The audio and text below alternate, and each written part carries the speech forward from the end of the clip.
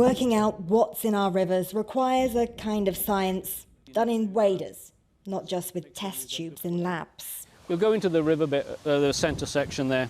Described as a chemical cocktail of pollutants, it makes for a murky mix that's bad for us and worse for wildlife. Seeing this here is already an indicator that there's something wrong going further upstream. All this algae mat, that's directly nutrification from the agricultural runoff. That tells you that it's not That clean, tells right? you that it's enriched with fertiliser. Catching and counting is one of the monthly citizen science checks to monitor water quality at the River Clun in Shropshire. But in some places, you don't need tests to know there's a problem, like at Oakbeck near Harrogate.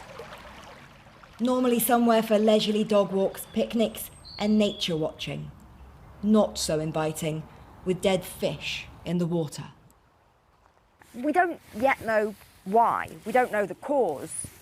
What we can say is that these dead fish are a bit like the canary down the coal mine. They tell us that there is something wrong with this water. Not even a fifth of rivers in England meet the target for good ecological standards. The reasons include chemicals from industry, road runoff and leaky septic tanks. The biggest factors, there's the sewage pumped into rivers by water companies and agriculture. The slurry, pesticides, sewage, sludge and fertiliser used on farms. New farming rules in 2018 were meant to cut water pollution from agriculture in England, but since then, legal enforcement powers have barely ever been used. Data we've obtained reveals fewer than 3,000 farm inspections by the Environment Agency in those 4 years. At that rate, checking every farm would take well over a century. Inspectors reported more than 1,300 breaches of the rules, with the number going up each year. But the figures show no prosecutions, with just one farm facing a civil sanction. They like to lift their tail and deposit what they do in the watercourse. So set a fence back. It's often charities and conservation groups out visiting farms and working with farmers, which is why this training session is happening. They're well maintained, downpipes are working, and they're doing rainwater harvesting. It's organised by the Rivers Trust to train more people to work with more farms. But they have no powers. They don't enforce rules. They say that must be the job of official farm inspectors from the Environment Agency, and they want to see more of them. We see ourselves almost as the carrot, and you almost need the stick as well. So I think the situation is that you will have some farmers that will be polluting the watercourses knowingly or unknowingly. If advice is not getting through to them to sort something out, then of course there's a role for the Environment Agency to come in and kind of, enforce them and to kind of clear up that pollution. And in terms of their inspections and enforcement, are they doing enough? I think sort of recently, particularly in our area, there's a lot of underfunding through government. I think it's really important that we do have them there, we do have them on the ground, and they are seen. It's clear they're not seen at most farms, even with extra farm inspectors hired by the Environment Agency this year. And back in 2015, less checks, a more hands-off approach, was the stated aim of the then Environment Secretary. I want to see farmers farming, not form filling. Over the last Parliament, we cut guidance by 80% and we reduced farm inspections by 34,000 every year. So go on, explain for me, how is it actually helping the rivers? It helps the rivers through the roots. Already a convert to the cause, though he admits few farmers would want more inspections. In North Yorkshire, Richard Bramley doesn't just grow wheat for beer and potatoes for crisps. All those root hairs, they're all trapping nutrients. So it's like a field of sponge for the stuff that pollutes the rivers, essentially? Yep, absolutely, yes. Yeah, that's what it is. Crops are rotated and some fields are sacrificed to grow soil-friendly plants. There are long-term benefits, but it's not cost neutral. We need the food, and we need to produce the food in a way that has less and less impact. Now, that's already happening. Arguably, it's not happening quick enough. Is there a concern that with pressures on the cost of living, with food prices increasing, that this kind of stuff will be seen as something just that can't be afforded?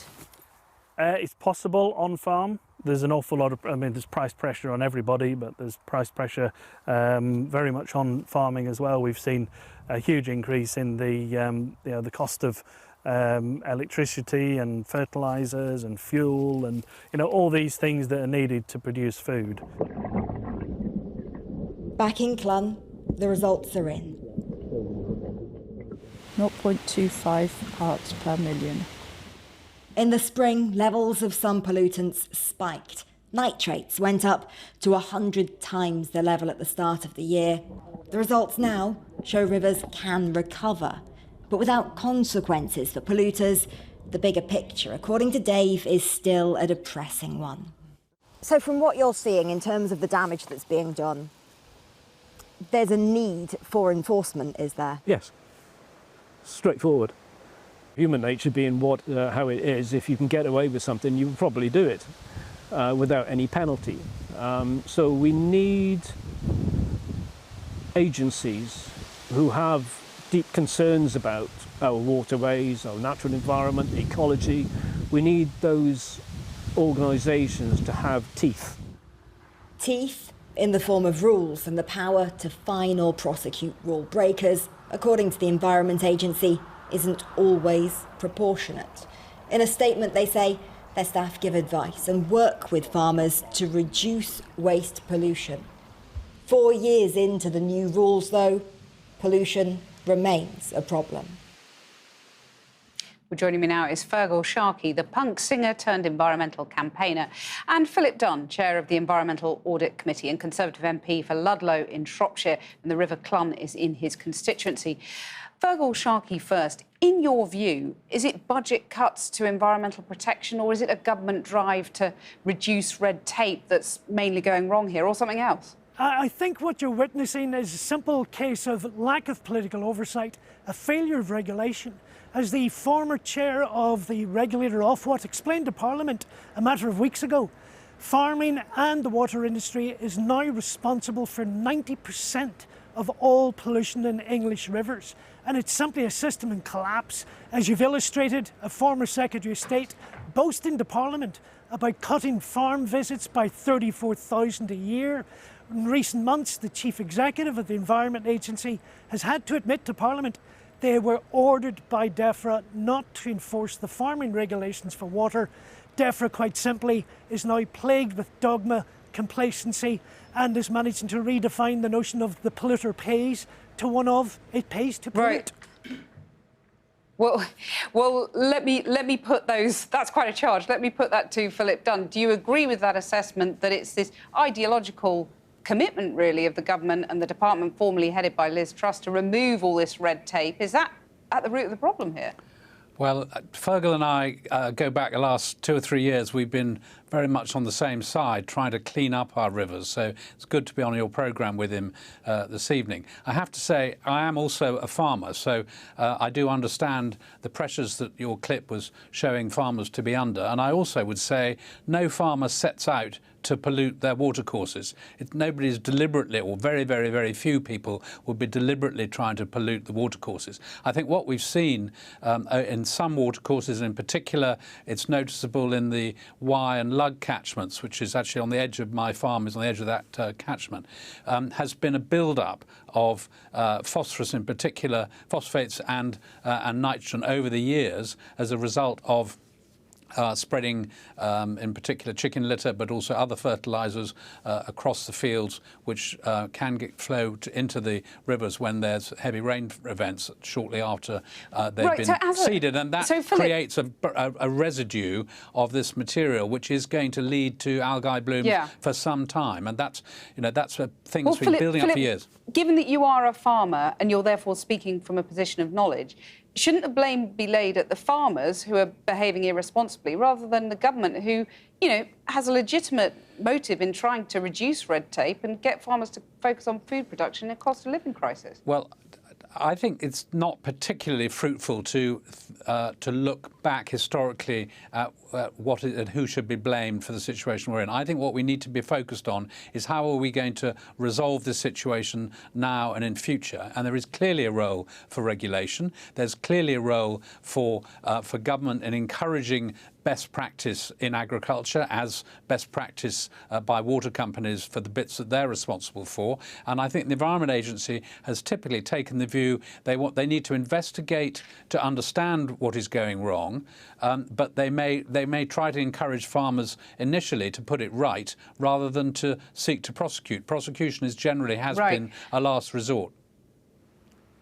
Fergal, it's quite something to have a punk singer and a Tory MP agreeing wholeheartedly. Is there quite a bit of public support for your campaign and, you know, trying to get the government to do something about this and be more rigorous in these inspections? Well, listen, there are areas of overlap, but I'm not sure we completely agree. I'll repeat again. According to the former chairman of the regulator, farming is responsible for 45% of all pollution in England's rivers. Clearly not every farmer is involved in that, but that is a massive issue, and I think it's time government started enforcing the regulations. The rules are all there, and I will remind Peter, the chief executive of the Environment Agency, told Parliament that they were ordered not to enforce the regulations. Yeah. The simple truth of the matter is... Well, let me attempt to get Philip to respond to that again. Very happy to. I think what Fergal is talking about is the farming rules for water that were introduced last year, or were due to be introduced last autumn, about the spreading of farmyard manures in that particular year, and they were withdrawn. So Fergal's correct if that's what he's referring to, and they're being looked at again because some of the regulations were going to make providing farmyard manure, which is one of the, I mean, done in the right levels in the right places. That's a good way of putting back fertility into the soil and fibrous material, which also helps slow release of nutrients to help grow crops. But you don't want to overspread it. I think one of the challenges has been, you know, excessive use of certain types of farmyard manure proximate to watercourses, and that needs to be very carefully looked after. Fergal, brief response from you. Did that clear things up or not? To be completely clear, the chief executive of the Environment Agency told Parliament he had been ordered by DEFRA not to enforce the regulations. I think we've seen in the last few days the response from the RSPB, from the national trusts. As Philip knows, there is widespread societal anger and frustration at government's attack on the environment, and I think right now government's approach is helping them lose the next election. They will want to reflect on that idea quietly and at great length.